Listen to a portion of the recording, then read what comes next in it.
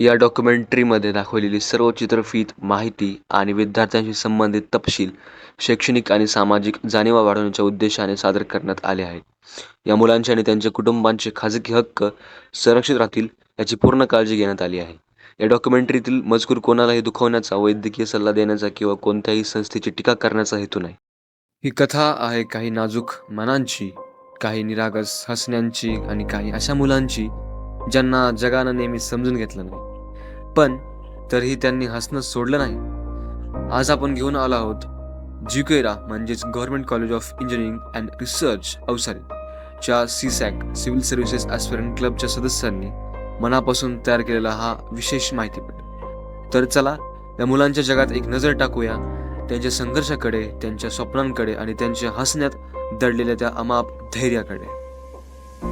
तर आज आपण इथे मानसिकदृष्ट्या अडचणीमध्ये असलेल्या मुलांच्या समस्या व त्याचबरोबर त्या समस्या सोडवण्यासाठी आपण एक संस्था किंवा जबाबदार नागरिक म्हणून कुठली पावलं उचलू शकतो यावर चर्चा करत आहोत. आणि खरं तर म्हणा, ही जी मुलं आहेत मानसिकता दुर्बल किंवा बौद्धिकदृष्ट्या दुर्बल असलेली मुले, ही मुले एक आपल्या समाजाचा एक महत्त्वाचा घटकच आहेत.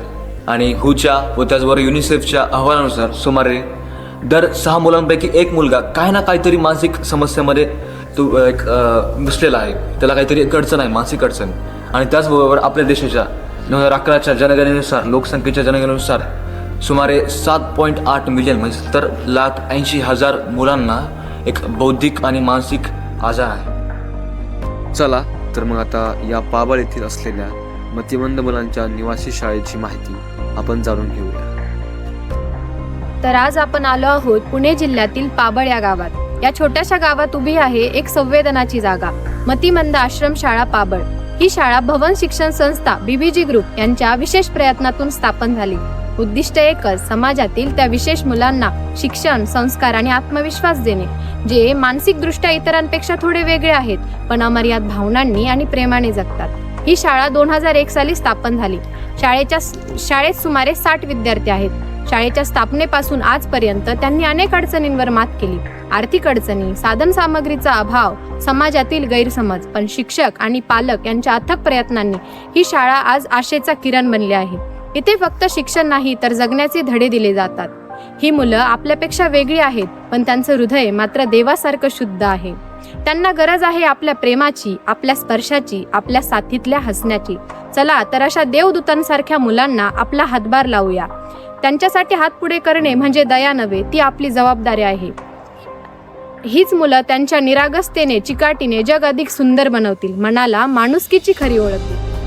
आता या माहितीनंतर आपण बोलूया क्लबमध्ये झालेल्या संवादाकडे.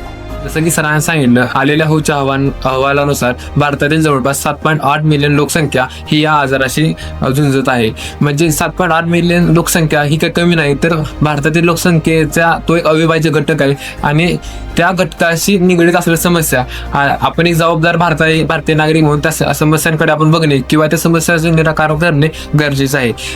त्यातील जी महत्त्वाची समस्या म्हणजे शिक्षण. मानवाच्या 4 मूलभूत गरजामध्ये शिक्षण एक महत्त्वाची गरजा.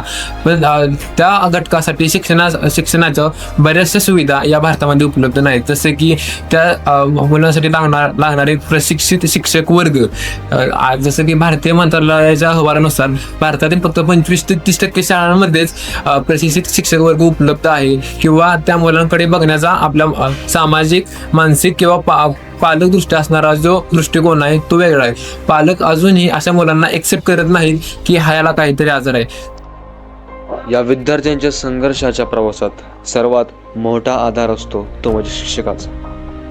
तर आता याच्यावर शिक्षकाचं काय म्हणणं आहे ते पाहूया. आणि करून पालक असे आहेत की आपला मुलगा 6 वर्षाचा झालाय, त्यांच्या लक्षात आले होते आपला मुलगा विशेष आहे, तर ते लगेच ही शाळा शोधत इथे येतात. आणि जेव्हा ऍडमिशन झाल्याच्या नंतर जेव्हा आम्ही त्याची बेसलाईन काढतो, म्हणजे मुलगा नवीन आला ना आमच्या वर्गात, तर आम्ही त्याची बेसलाईन म्हणजे त्याला काय काय येतं प्रॉपर, आणि ज्या गोष्टींमध्ये त्याला येत नाही तिथून आमची सुरुवात असते. इव्हन मग त्याला जर शर्टाचे बटन लावू देत नसेल ना, तर आमचा पहिला पाठ तोच असतो की त्याला बटन लावायला शिकवणे, किंवा मग स्वतः आंघोळ करायला शिकवणे.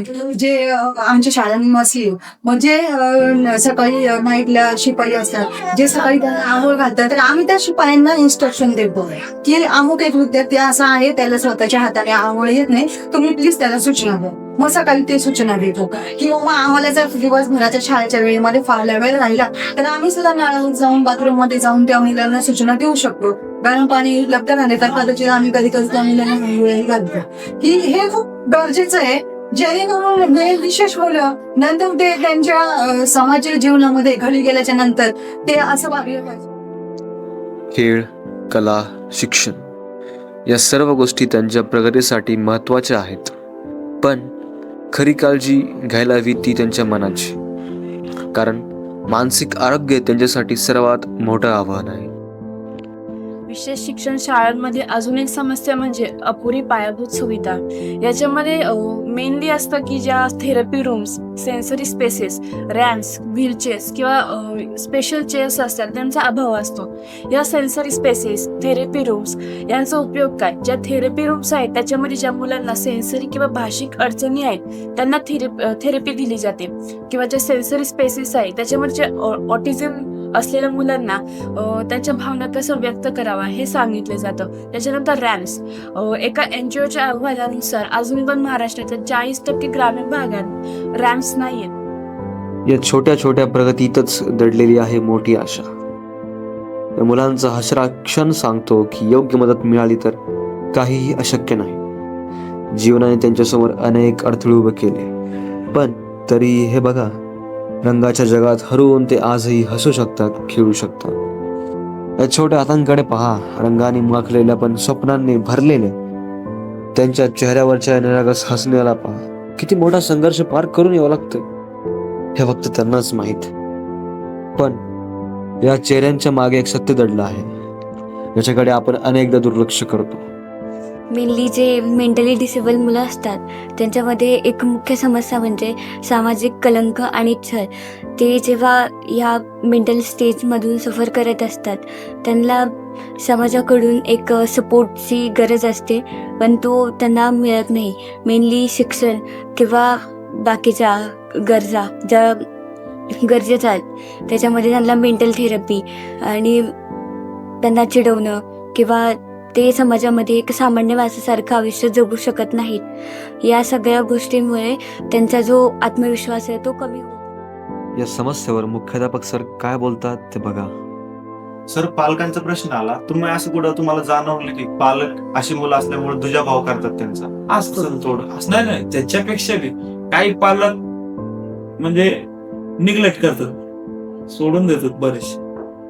इथं सोडले ना येत बी नाही. या मुलांना पुढे जाऊन कमवता येणार नाही, यामुळे त्यांना या घरातलं ओझं समजलं जातं, त्यांना घराबाहेर काढलं जातं. परंतु त्यांचा उदरनिर्वाह होऊ शकतो असे पण ते कामं करू शकतात, आणि अशीच काही उदाहरणं मुख्याध्यापक सरांनी दिली.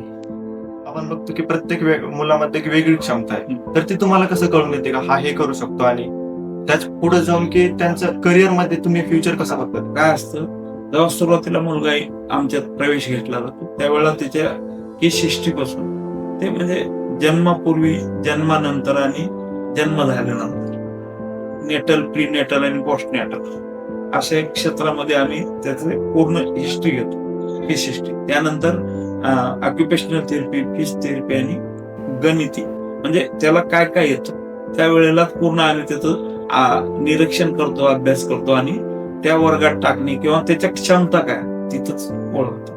म्हणजे आम्ही असं आम्हाला कळेल की माझे विद्यार्थी काय करत आहेत, शाळेचे माझे विद्यार्थी. हा, माझे विद्यार्थी बरेचसे मुलं, एक मुलगा तर चिंचोशी इथे लागलेला आहे, दीपक शिंदे म्हणून. तो आता सध्याला जे कृषीसाठी लागणारे साहित्य जे भेटतात तिथं जॉब भेटलेला आहे त्याला. एक मुलगा आहे साफसफाईचे जे हे राहतं शिक्रापूरला, त्या क्षेत्रामध्ये तो तिथं जॉबला आहे, त्याला 20-22 हजार रुपये पगार.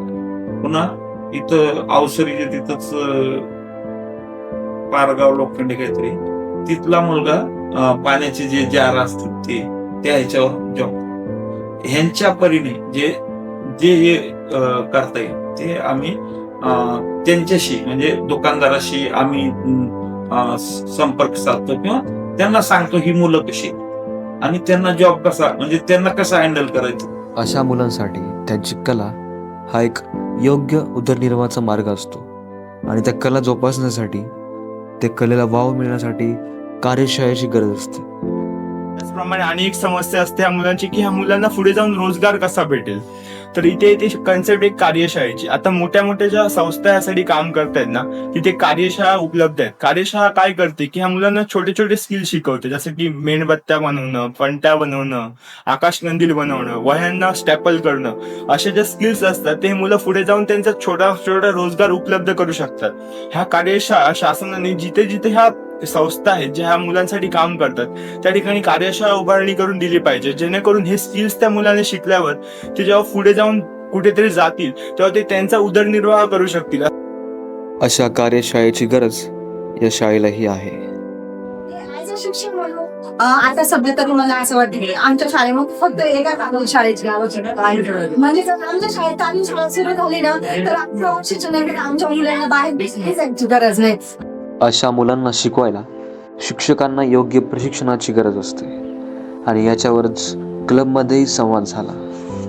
भारतात शिक्षण मंत्रालयाच्या अहवालानुसार फक्त 20 ते 25% शाळांमध्ये प्रशिक्षित स्पेशल टीचर्स अर्थात विशेष शिक्षक उपलब्ध आहे आणि विशेष शिक्षकांशिवाय विद्यार्थ्यांना योग्य वैयक्तिक लक्ष आणि त्यांच्या गरजेनुसार शिक्षक शिकवण्याची पद्धती मिळत नाही. आणि यामुळे अनेक विद्यार्थ्यांची स्ट्रेंथ, वीकनेस, त्यांचे प्रॉब्लेम्स आणि लर्निंग स्पीड ओळखली जात नाही आणि प्रॉपर गायडन्स नसल्यामुळे ते मागे पडतात आणि त्यांचा आत्मविश्वास कमी होतो. आणि विशेष शिक्षकांची कमतरता असल्यामुळे समावेश शिक्षणाचा खरा उद्देश अपूर्ण राहतो आणि यामुळे विद्यार्थ्यांची प्रगतीवर थेट परिणाम होतो. एवढ्या शिक्षकांची गरज का लागते असा हा प्रश्न आम्ही त्यांना विचारला.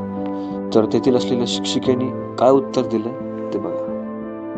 नॉर्मल शाळेमध्ये बघा एक शिक्षक वर्गात येतात आणि डायरेक्ट सरसकट 40-50 विद्यार्थ्यांना शिकवतात आणि निघून जातात.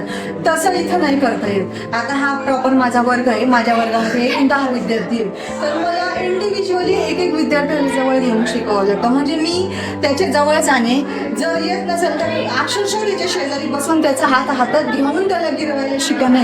इथून आमची कसरत असते, इथून आमची सुरुवात असते. म्हणजे आपोआपच माझा स्पर्श त्याला माझ्याकडनं अनेक आधार मिळणार की नाही माझ्या मॅडम माझ्याकडनं करून घेतात, माझ्या मॅडम मला शिकवतात. बरं का, मला रंगवता येत नाही, माझे मॅडम मला हाताने धरून शिकवतात. म्हणजे आम्हाला वेगळं असं करायची काही गरज नाहीये. ऑलरेडी शासनाने तरतूदच तशी केलेली आहे.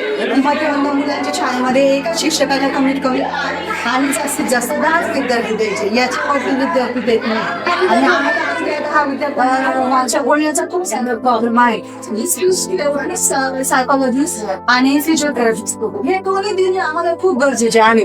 आम्ही यांची महिन्यातून एकदा दोनदा भेटी घेतो. आम्ही यांच्याकडनं आम्ही वेगवेगळ्या उपयोजना शिकून घेतो. हा शाळेत यांचं अप्लाय करतो. कारण अशी मुलं आहेत की ज्यांना सोबत फिजिकल हँडिकॅप पण आहे, स्पीच प्रॉब्लेम पण आहे, म्हणजे वेगवेगळे त्यांचे प्रॉब्लेम्स आहेत. तर त्या प्रॉब्लेम्स पण आम्हाला काम करायचं असतं.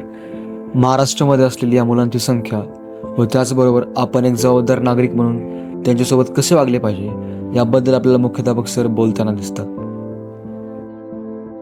आपल्याला आता समजा महाराष्ट्राचा विचार केला तर महाराष्ट्रामध्ये अशी किती मुलं असतील? बरेचसे म्हणजे किती मला असं टक्के? म्हणजे वाटतं 900 जर शाळा धरल्या आणि त्यात 40 जर धरलं 36,000 विद्यार्थी शिक्षण.